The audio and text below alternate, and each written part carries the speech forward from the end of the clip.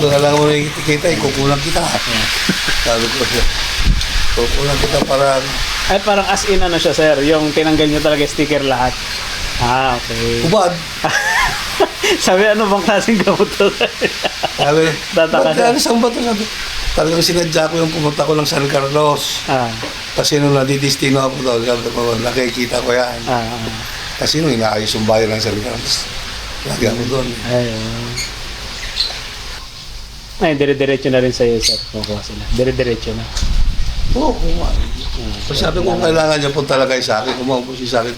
Madali naman kung punta kasi. May sasakyan naman ako. Oo. Deliver. Pag ano. So kaya tawag ko lang sa kanila. Andyan na yan.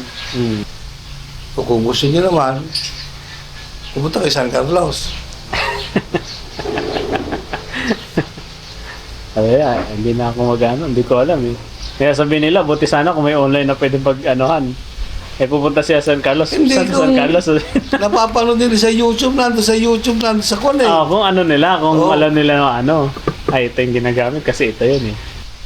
Gulay, sir. Ang ganda rin sa gulay kasi ano. Hindi na, yung deliver ko, hindi na naglalagay ng ano, insecticide eh. Tapos yung upo niya, ang tatagal daw ng buhay. Nakakailang harvest daw siya. Yan rin ang sekreto niya, sir. Hindi niya pinapakita yung ano. Hubad niya rin dinadala.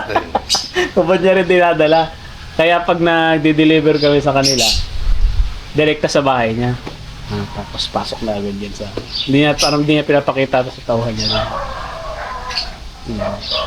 Kasi parang natataon kasi na ano eh.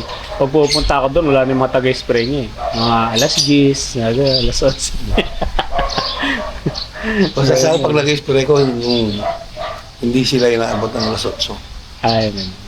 Oh, yun sir. Ganun. Kasi importante At saka kung ano nga eh, kung mas maganda kung hapon eh. Pag hapon naman, diretso na kasing malamig. Kumbaga, pahinga na talaga ng pala yun. Buong gabi. Maganda siya. Pero kung busy naman kayo ng hapon, may ginagawa kayo. Sa ano na, umaga na lang.